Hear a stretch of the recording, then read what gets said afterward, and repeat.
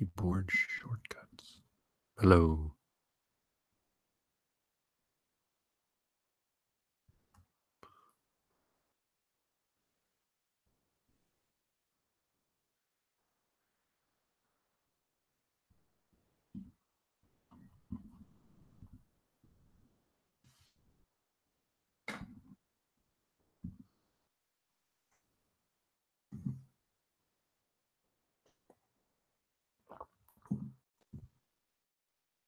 Hello.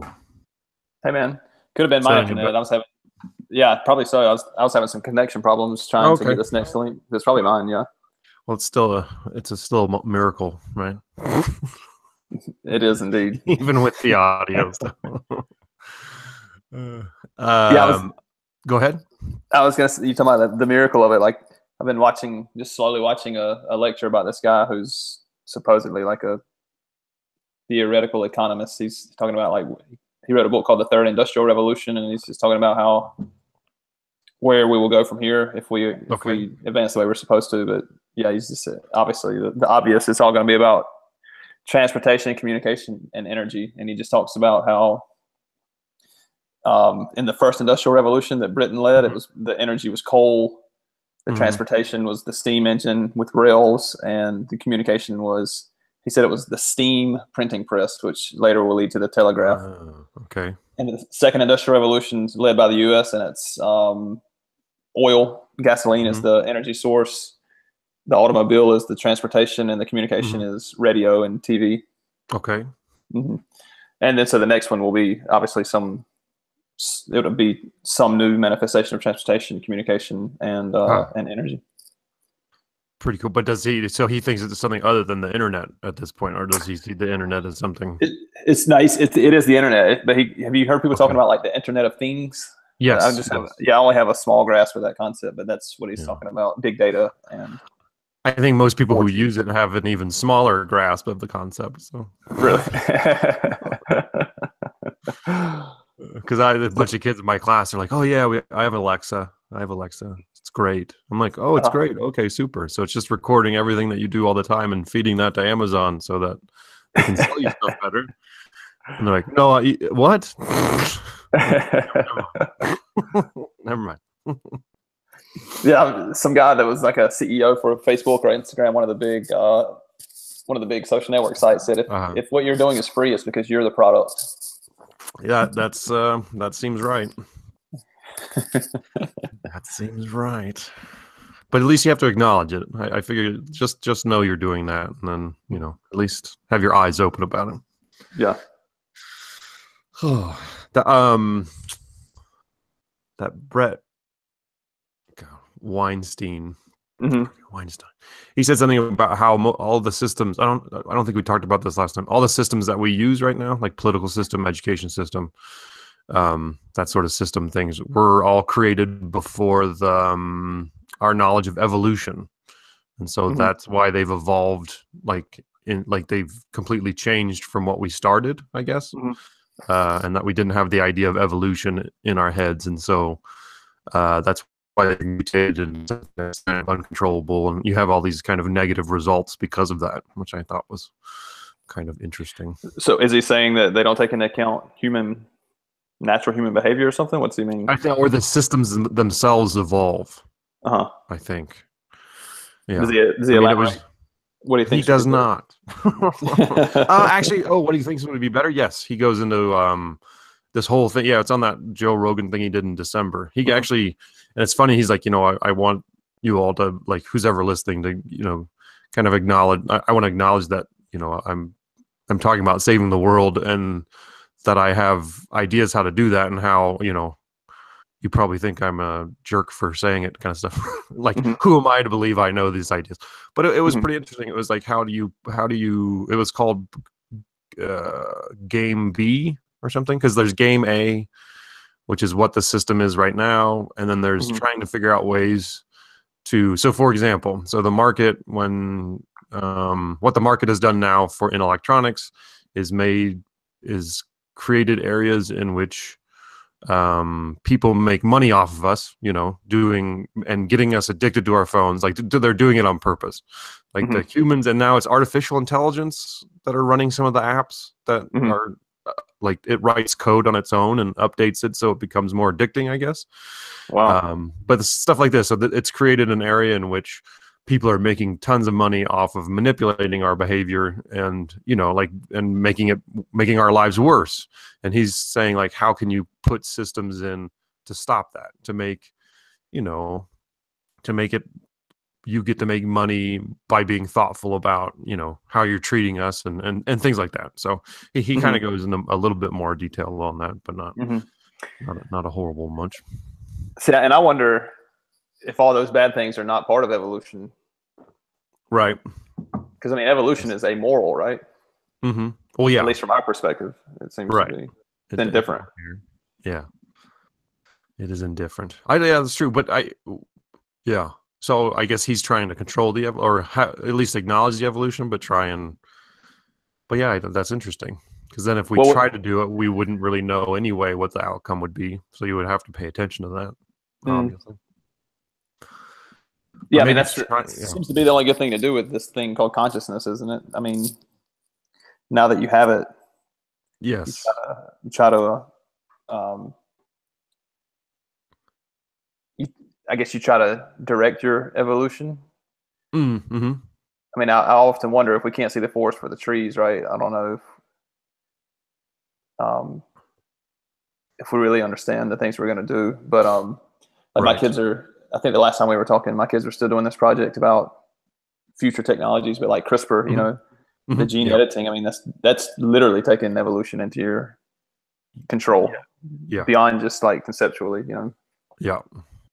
And what do they think about that? The kids? Yeah.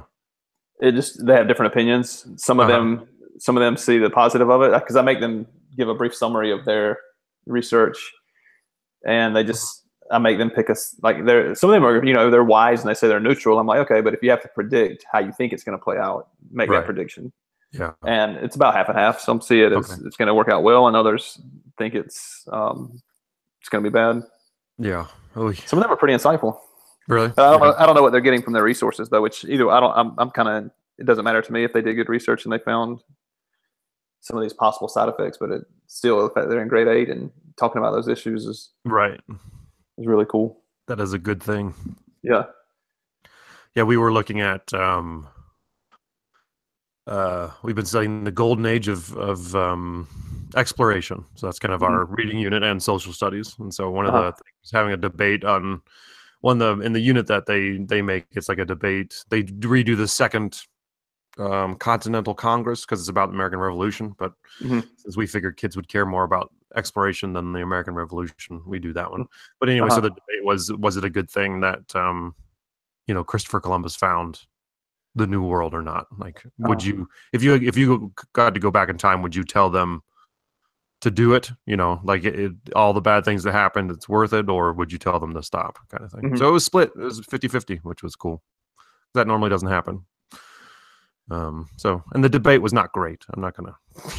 I'm not gonna lie to you, but there's a couple kids too. But it's the first time they've been asked to do it, and they like yelling, you know. Oh, you mean it wasn't great because they lost their decorum? Like, it wasn't. Well, no, there was a lot of, they missed, all but 4 missed the idea of having evidence. So they all had ideas and they had things that they were interesting to say, but no one backed up their stuff except for like these 4 kids. So, which was interesting. That's great. I'm glad you're doing that, Will, because Columbia, they come from a long line of politicians that are outstanding orators. You know what I mean? Like, can move people. Right. But that's good. You know, I'm fascinated by it. I don't know if we talked about this or not, but because I'm sure we have, but Colombians, and I'm assuming therefore Latinos at large, they see themselves as you know, what this is, again, forgive me if I've said this, but I remember I would have kids there at the Columbus School that were blonde-headed and blue-eyed, and they would be talking about how the Spanish conquered them. Right, yes. And I was just always fascinated by that. It is interesting, isn't it? Yeah. And, you know, I'm thinking about that in preparation for my move to Costa Rica because, like, in Colombia, And I got this. Have you heard of this book, by the way, called One River by an ethnobotanist named Wade Davis? No. It is so good. Oh, God, really? well, I mean, especially if if you live in Colombia, because it's Okay. just this is it, by the way. Okay. All right. And Okay. I'd heard about it for years, and it just happened to be on the teacher shelf here, and it went through a few teachers' hands, and they finally got it to me, and Okay. it's just been great, man. But anyway, I learned through that book, and this was not his point. It was just I was like, oh, okay. Mm-hmm. But like they have statues of the conquistadores, right? Uh-huh. And specifically in Santa Marta, but I'm assuming that's probably the case in all these cities. Mm-hmm. So it's just a fascinating concept that they see themselves as the conquered, but they have statues of the conquistadores. And then, like, for example, if my theory is correct, and I've got a few other pieces of evidence as to why I think this, the Costa Ricans are also going to think that they are the conquered, right? Right. And their money is called colones, which is the actual name for Columbus is Colon. Right. That's just, that blows my mind. I can't wait to get there and dig into that. That's super interesting. Yeah. I wonder how they think, like, or maybe you don't think through it, and it's just because that's a really interesting thing. But I think on some level, like the different, my stepdaughter was telling me that Medellin is like it's one of the most diverse DNA places in South America or something like that. Really? Just so many people moved here throughout the years, and like it's all a bunch of mixed gene kind of stuff. I don't know. I just threw that in because I remembered it. But yeah, it's interesting, especially because like the kids that, the blonde hair and blue eyes, you got to start thinking, where did that come from? And they have to know that most of them have more Spanish background than indigenous, I would think. Yeah, I mean, I would say if you start to look at the genomes, if we're getting really specific here, or the DNA, it's still very divided in Colombia. I mean, because it's a pretty traditional country, and Latin America was literally, when it was under Spanish control, it was built on a caste system that was based on race. Right. And they do have. So I think you were going to ask me, do I not think they're the conquered? I mean, yeah, some of them are. Probably the majority of them are. I mean. But they have, I would say they have an equal proportion of Spanish descent, but they don't see that. They see themselves as like, because for example, again, I'm talking about the greater Latino identity. I don't know if you know this actor, John Leguizamo? Yes. So he's doing he's got kind of a gig on Broadway right now called Latin American History for Dummies. And okay.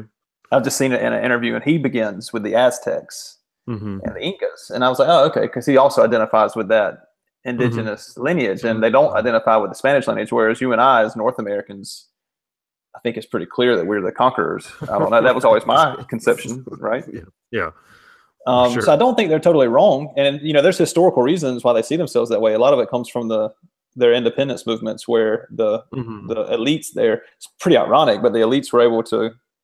And again, this is, academics always give you these things and it sounds nice and clean in a box. And I'm like, how can this just happen? But supposedly they were able to convince the people who they essentially controlled that, hey, we're all Colombians. Let's fight together, right? But I think there is some truth to that. And that identity has never quite slipped away. So even kids who are the upper echelon see themselves as the conquered, even though I'm sure historically that probably is almost certainly not true. Right. I wonder what kind of effect that might have on just the country in general. Like, does that have a play in corruption? And do you know what I mean? Like that kind of mindset. I'm curious as to. Well, I'll tell you one thing, because I've thought about the implications of that, and I've talked about this with Angela, and I think the implications are there's a great danger because of what they're still doing, both consciously and then not consciously. Some of them willingly and most people unwillingly are still doing to the indigenous populations there, because they're still under constant literal attack, not even figurative. Right. So it's a crazy pathology to say that you are the conquered while your society continues to conquer the conquered. Right. That's a terrible thing. Right. Huh. Oh, how messy. Like last year, I don't know if you saw this, but there was like an active assassination campaign against indigenous rights activists all across the country. They were getting wiped out. I think there were like 60 assassinations in a few months. It was crazy. Really? Huh. Yeah, there were several in Medellin. And and I love what the school there does, taking our grade 8 students to La Guajira, but most of them don't even understand. Like it's, well, I mean, again, for whoever may, I don't even know if people listen to this thing, but if someone listens to it, feel free to correct me. But I'm just telling you from my own experience, they would come to my class to collect money, and I was shocked that none of them really understood why. They just think it's a drought, and it's actually because that mine there, the largest open pit coal mine in the world, is in Colombia, and they get all those water rights. So the traditional water that made it to the La Guajira Peninsula is now cut off and saved in a reservoir. And that's not the only part of the story. I mean, there was some corruption from indigenous officials too that kept pipelines from getting put in. But I mean, still, if you had to see why isn't the water getting there, it's because it's being pushed somewhere else. You know, to a place where there's swimming pools and lawns and things like that. You know. So, I mean, I'm just saying that when you think of that, and then you think that the largest city by La Guajira is Santa Marta, and in the middle square of Santa Marta is the statue of the conquistador who went through and wiped out the Tayrona. I mean, think about that. That's deep. Yeah. Huh. Wow. Yeah, because I think it would be interesting to actually poll the kids and say, you know, what is the water situation there, and see if they're able to understand what's actually happening or what has happened. Because I would go with you, especially the younger kids. I don't think they would have any, because it's not like they come down to educate, you know, about what's happening. Well, I mean, that's pretty taboo as well, because I mean, all of our kids are the elite, right? So I mean, their families are probably involved in those things. Yes. There's a chance. Yeah, I mean, and the other side of it, again, I'm trying to become more balanced in my views, because well, you're getting older, Kel. Yeah, that's what happens. I mean, obviously, well, I mean, I just have for years been left leaning because I tend to take the side of the weak, you know. In my opinions, I don't know if I do anything in real life, but at least in my intellectual opinions. I mean, obviously, that mine it's created tons of jobs for people in that area, right? But if we're talking about that tribe, and it's just, I think that tribe is very interesting because they're so emblematic of Colombia. You know, all those mochilas that they make, those bags, you see them everywhere. Like they are I have very one. much. Yes. Yeah, exactly. They're very much part of the iconography. Yeah. No, the fact that they're dying so quickly and in such a brutal way. Yeah. You really just want, I think all I want is acknowledgement, you know. It just, okay, fine, it happens, and maybe you feel like you have to do it or something, but just I would like more acknowledgement as to why, just that we do stuff. Do you know what I mean? And not like try and pretend that there's no ill effects to things that we do. Does that make sense? Right. So it's just like, yeah, no, it's all, we get it. Like, it's crappy. And I don't know, I'm curious as to the you know, I don't know, all that thing, the assassination stuff, I'm curious as to what the thought process is there. Again, I hate to be totally left-leaning in this opinion, but from the bit of reading I have done, it does come down to resources, as in there are capital interests in the forests where a lot of these communities live, and they need to be moved to access those capital resources. So it kind of comes... And I mean, make them weaker or something, or well, yeah. I mean, I think it's for displacement. I mean, I think I've told you this stat before, but I mean, this is just mind blowing that Colombia has more internally displaced people than any country on the planet. Really? And the only country that has more displaced people is Syria. Huh. That's crazy. Yeah, it's mind blowing. It's mind blowing. I don't think you've told me that before, or I've blocked it out of my mind. That's incredible. And there's some again, this is where you start to get it could be that all the resources I was reading are left-leaning, or maybe they were just telling the truth. But I mean, like in the 1960s, the federal government brought in an economic specialist. He was an American guy. And they passed some legislation, and just to kind of boil it down to my elementary understanding, the big idea was they basically found a way that they could take the land of the campesinos if they weren't using it properly. So they were like, it was a crazy thing. Like the statistics said there were about 600,000 families who lost land. Now, I want you to think about that. How big do you think a Colombian family was in the 1960s? How many kids do you think? That's a bunch of kids. I mean, I'm saying you're probably pushing upwards of 1 million. If it's 600,000 families, you're probably pushing 1 million people or so, Times right? 6, yeah, or Right. 3.6 million. With no, God, that's quick, very good. So with no social net, like, and again, the resource I'm reading is saying that that's where you start to see people just pile into these cities like Medellin and build these like shanty towns because they literally have no net. There's nothing given back to them. Yeah. Huh. Way to go, American economist. Yeah. Oh God, that's awful. But I guess we were just talking about how to, like, the displacement in general. Like, you see it go way back to then, and then you can start to see how the guerrilla develop. I mean, there's legitimate, of course, injustices, you know. Yeah. So anyway, and then the modern day manifestation of Native American activists still being taken out, like, man,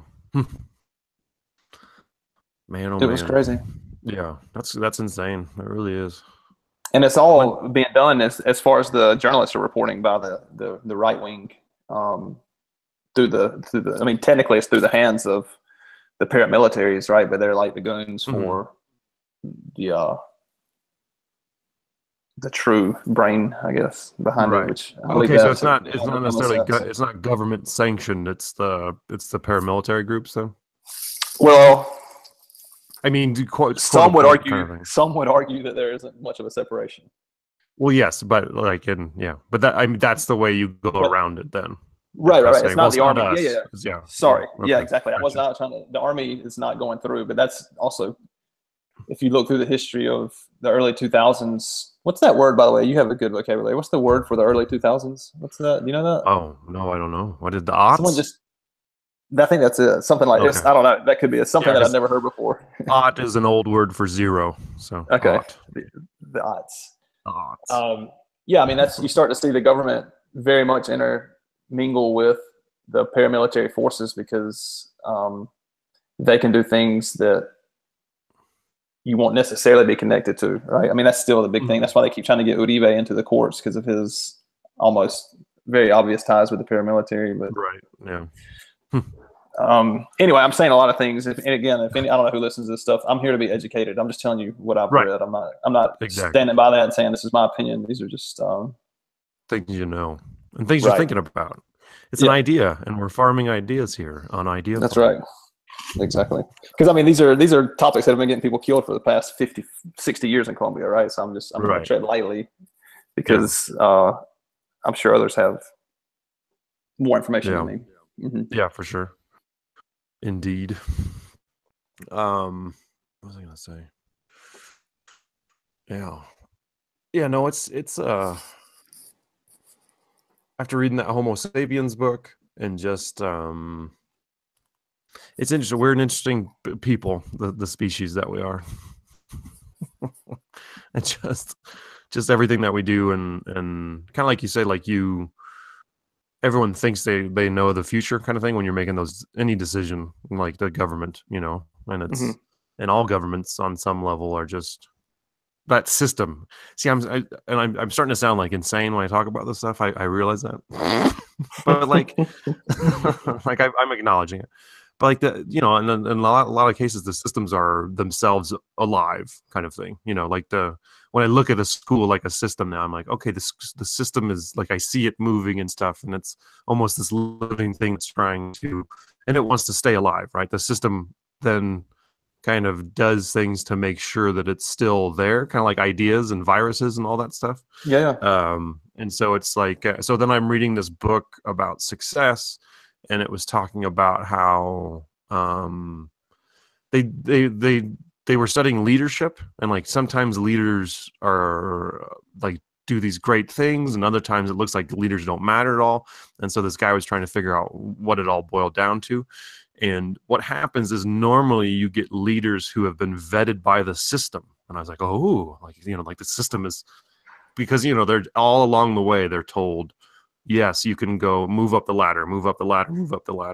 And so they finally get in charge, and they don't change anything because they're vetted by the system, and they've been, it's just serving the purpose, serving the course.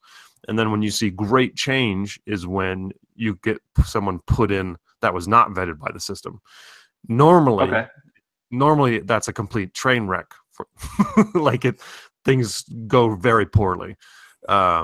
I'm mean, sure you're not thinking about any contemporary no, examples. yeah. I mean, you can think of whatever you want.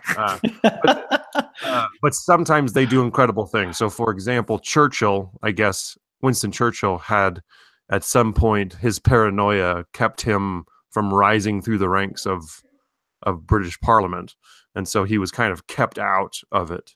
And then when World War II came along, he was the only one that was like, we need to deal with Hitler like he's a crazy person, kind of thing. Mm-hmm. And so he got to be put in to prime minister without being vetted completely by the system. And so that was one example. And then Lincoln too was someone who had been told no by the system so many times, but he kind of persevered through that and almost taught himself all that stuff and kind of snuck into the system. And so those were two positive examples of that. But I think just an awareness of that, I think is interesting. And then they told the story about Pixar and how Steve Jobs is like, he didn't want, it was like in the early aughts. There you go. Other things happened in the early aughts as well. Yes. So he was like, he didn't want Pixar to be resting on its laurels. And so he brought in this guy called Brad Bird, who had done the Iron Giant.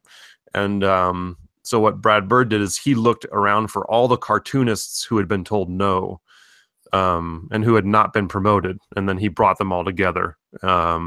And it actually worked out very, very well. They made The Incredibles and like did all these kind of innovations in the process. And it was pretty interesting. So, there you go. See if your leaders have been vetted by the system or not, I guess. Yeah. Is what I'm saying. Like, I was thinking about, you were talking about I go back to the idea of like 150, right? And then thinking about the Weinstein guy's idea of our systems are not based on evolution. I don't know, because I was just thinking about the complexity of the school I work at and how, like, if I were going to make a change, like, could I really, like, I was just thinking about aligning curriculum, actually. Right. That's it. I was just, and not even like the whole, like, it was just a daunting idea, right? Yeah. To do it in a truly systematic, meaningful way. And that's just one piece of a massive organism that's just a small school, much less a country. Right.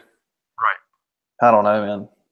It's daunting because it overwhelms me to the point where I'm like, I don't know. I just like keep it small, I think. And I don't know. But see, the system is wanting to overwhelm you so you don't do anything about it. See, that's what it is. Because it doesn't want to change.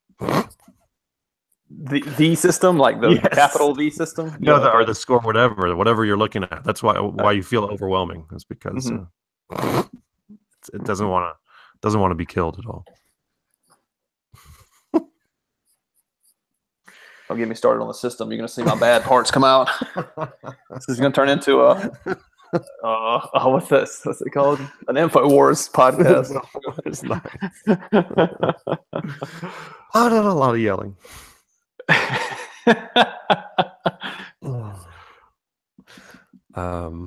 Yeah. So the system. But see, like, so sometimes then I feel good about being told no so many times, by the system. The system's told me no so many times. So I'm like, so I'm doing something right. So there we go. That's what I think of myself. I was thinking, I guess this is kind of my pessimism towards the system, but you're talking about those guys that make it through and get up there. I'm like, how come they didn't get killed? Seems like someone would just take them out. Yeah.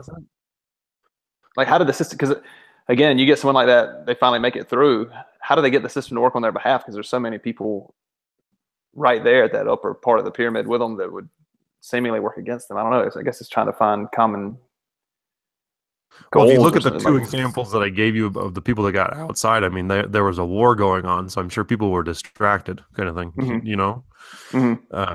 Well, and then when the war ended, Abraham Lincoln was killed, so. That's right. Yeah. So they did. And Churchill was removed pretty quickly too, wasn't he? He came back. He came back, but he was very old at that point, I think.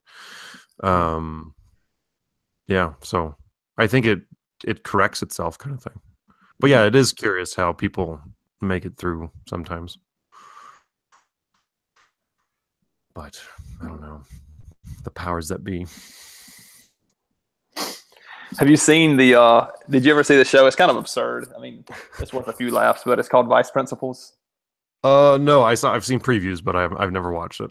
I was just thinking, like, these guys are so cutthroat to get this vice principal job. It's Right. they will stop. I mean, really, like, they will destroy your life to get there. Oh yeah, it's absurd, but it's funny. It's good stuff. And then they get the vice principal job, which you find out is like the worst position in Yeah. education.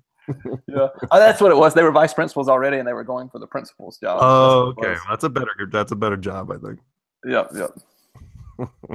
I don't want any of those. No, yeah. Well, I mean, You I think know I talk to Angela about this all the time. I think some people are made for that. Mm-hmm.